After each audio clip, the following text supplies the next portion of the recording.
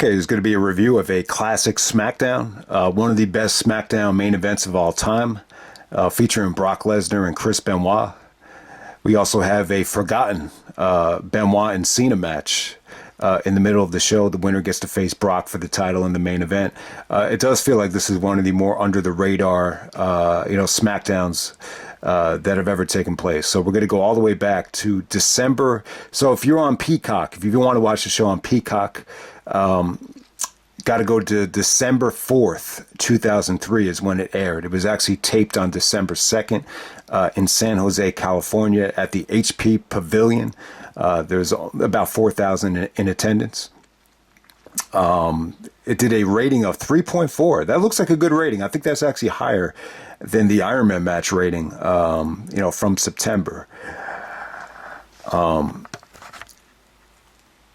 So not going to be a match-by-match review here. I want to say this about, Brock Lesnar and Chris Benoit. This was supposed to happen at WrestleMania 19 after the Kurt Angle injury. So when you go back to when Kurt was starting to have neck problems, there was a SmackDown. In between SmackDowns, he was actually, scheduled to drop the title to Brock because of the injury. But I think it was the SmackDown right before he actually changed his mind.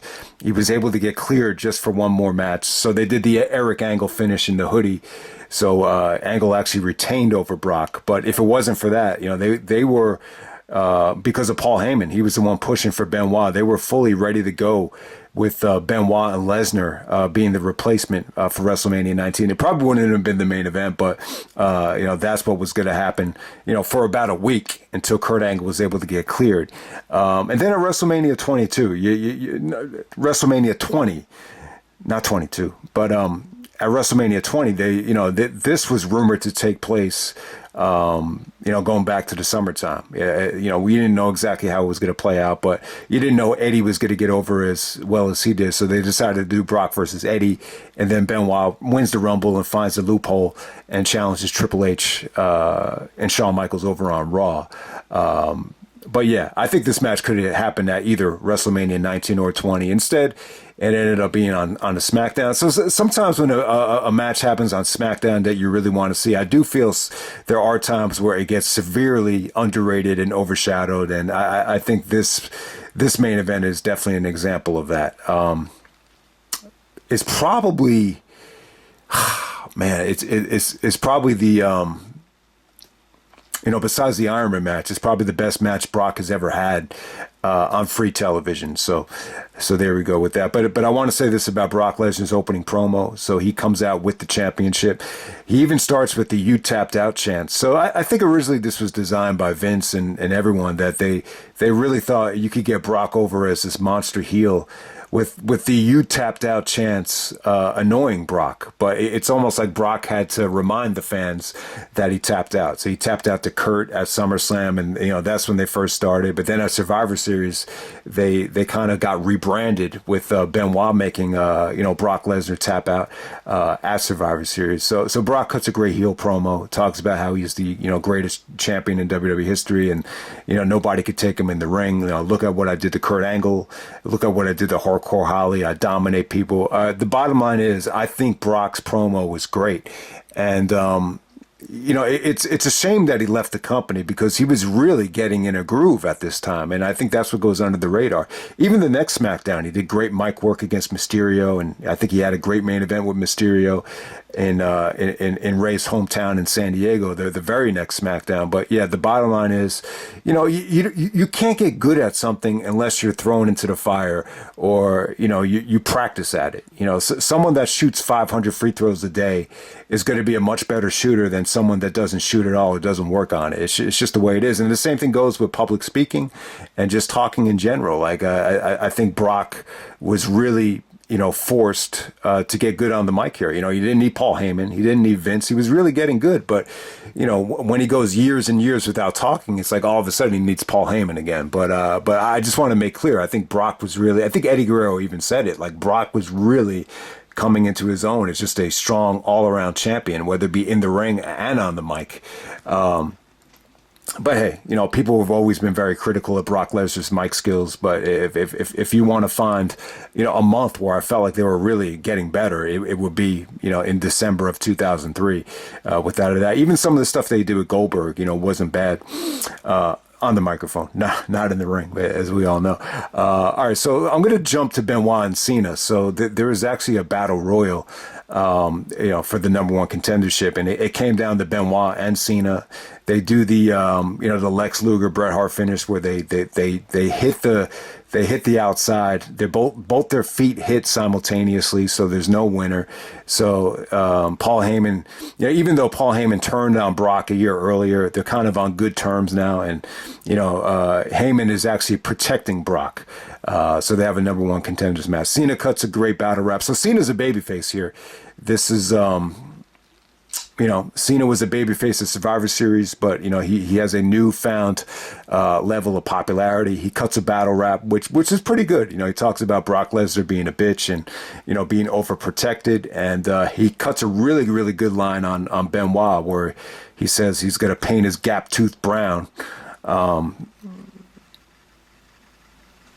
Which is actually a good line because Benoit has a gap tooth. So I can't remember exactly how Cena delivered it, but it went over very well. To me, this was probably the best Benoit and Cena match. Their other match was actually right before Backlash in a tournament, which Cena actually won. I think Cena definitely improved a little bit by this point. But bottom line is, I don't think Benoit and Cena was the best combination. I think Angle was better at getting more out of Cena for whatever the reason. I just think Angle bumped better for Cena. I think Angle was definitely, a better athlete at that time than Benoit. Benoit could have had a classic with Cena eventually, but at this point, I just don't think they had the best of chemistry. I think this was a fun match, but what I noticed about this match, it kind of started this is where the overprotecting of Cena, really started. There's two different finishes here. So Cena actually does hit the FU. Benoit gets his foot on the rope. So Nick Patrick has to restart the match. Just wasn't crazy about that. I just could have lived without it. I mean, you already did the simultaneous finish. I just don't think you needed to protect Cena again. This kind of led me to believe that Cena was going to win the Rumble and possibly, main event WrestleMania. He was on the poster of the Rumble. I think a lot of people thought it at the time, and it definitely did make sense. But thankfully for everybody, they kind of waited on the Cena push until the right time. And then they started the match over again. It was good. Benoit was great here. Cena took a lot of Germans. There was some really, really good, shoulder work from Benoit to Cena where he's working on the shoulder to set up the crossface. Big Show comes out with the United States Championship and distracts Cena. And, Benoit actually makes Cena tap out right away. It's a strong tap out. Cena doesn't even try to fight it off. He taps out right away. So it's a good match. It was a little bit overbooked with the, restarting of the finishes and all that stuff. But, I wish we would have gotten more in Benoit and Cena over the years. I think they had 3 matches. This was probably their best one. I think they had a match right before WrestleMania. It was actually on the Go Home show for WrestleMania 23, and Cena actually made Benoit tap with the STFU, and I just thought that match was way too short. Like, it was even shorter than this. It was like 5 minutes. So I wasn't a big fan of that, but I think WWE dropped the ball. They could have gotten a lot more out of Benoit and Cena. And it's funny. I want to give Cena credit because even though he wasn't known as being great in the ring, at least for a while, like he's such a he was always in great shape. Like, that's one of the things about Cena. Conditioning has never been a problem. He was always in tip-top shape, which is the main reason why Vince loved him. Like, you never had to worry about conditioning. Conditioning plagued almost everybody, in the past. And you name it, every single guy had their conditioning problems. Even Shawn Michaels did, at one point. But the great thing about Cena, it was always a hell of a matchup. He was always athletic. He always had good cardio. He was always, he could always match up with a guy like Benoit, like in terms of, the similarities in physique and style. So I just want to give Cena credit here. Even though it wasn't a spectacular match, it was pretty impressive. And the main event was really, really well done. I guess this might have been a Heyman idea. It definitely sounds like a Heyman idea because Nunzio actually orchestrated it. There was a lot of betting going on before the main event. It was really, really cool too, because everybody thought A-Train, he said, I'm willing to bet $10,000. And everybody thought he was talking about Brock. You know, Brock was definitely the favorite because he didn't have to wrestle the match before. And it put over Benoit huge when A-Train said, I got 10,000 on Benoit, which was cool because you know, A-Train had that war with Benoit, No Mercy. And it was just like, wow, you know, maybe Benoit has a chance. And, you know, this match was great. So this was in San Jose. San Jose has always had, you know, some great reactions. This is where Benoit and Jericho actually won the tag titles, and you know what I believe is the best Raw match of all time. So this place is very familiar with Benoit. I would definitely say Cena probably had more support in the earlier match, but in this match right here, they were totally behind Benoit. You know, Brock got nuclear heat. You know, Brock was great here, just you know, in the ring, and you know, from a character standpoint, you know, the way he actually made Benoit get unconscious, and then after the match is over, he locks Benoit in the crossface, and he's having him tap out, and he's laughing and smiling about it. So yeah, Lesnar was definitely a great heel here. This is definitely the best heel work I think Brock has ever done. You know, the match is pretty short. You know, it was shorter than I remembered, but it was pretty damn good though, man. I mean, it was pretty awesome. You know, Benoit was great. You know, you didn't notice any sort of fatigue or, you know, any sort of deterioration, you know, with Benoit. Like, especially this is his second match of the night. Like, he didn't look winded or anything. He looked just as good as he did in the Cena match, if not even better.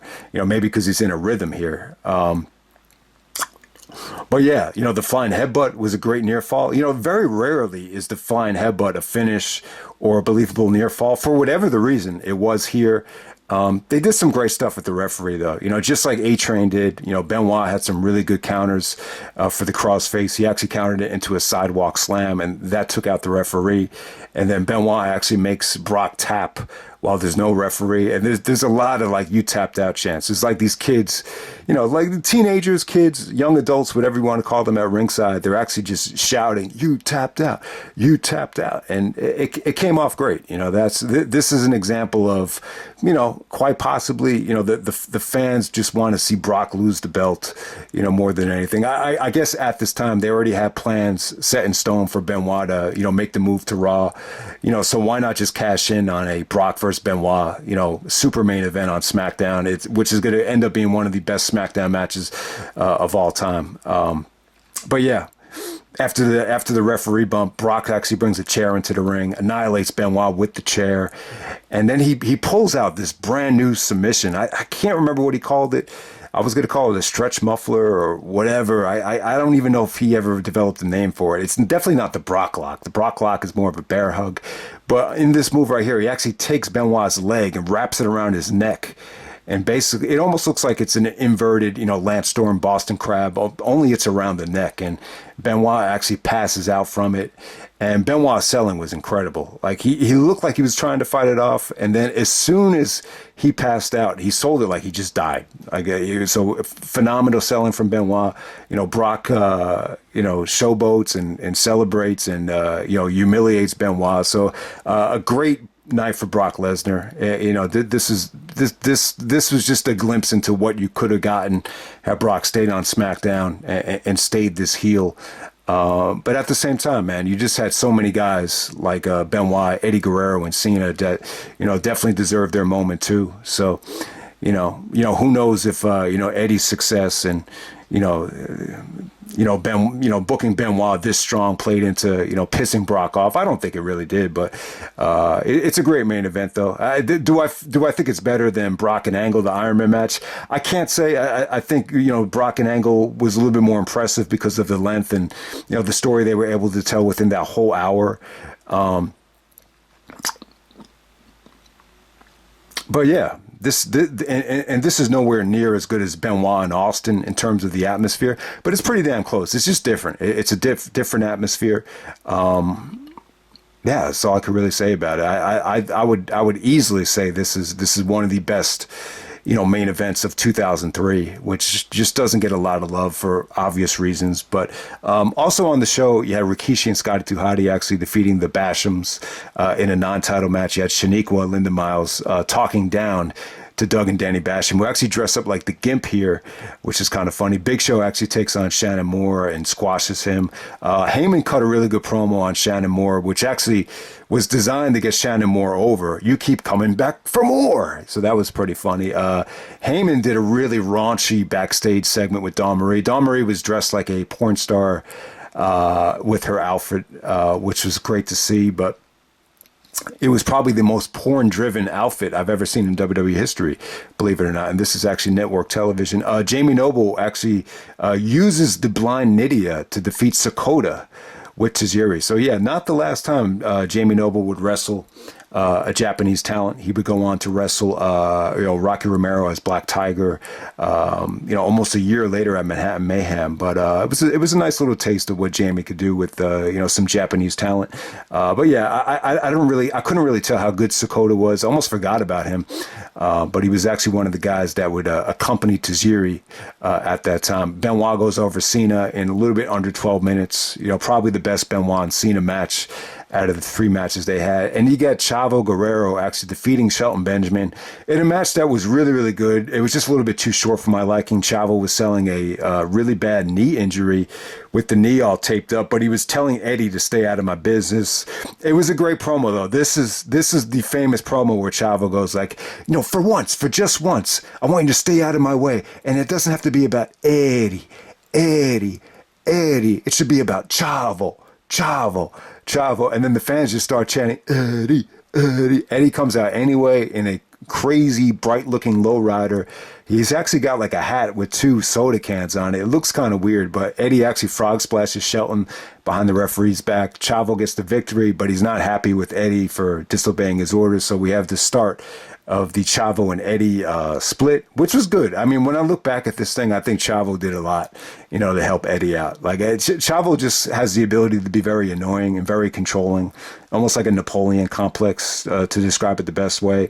But yeah, Eddie Guerrero is off to the races in terms of popularity. You could see a lot of it just, you could just see Eddie getting over more and more as 2003 would come to a close. But yeah, guys, if you haven't seen Brock versus Benoit yet, don't ignore it. It's a great match. It's a hell of a combination.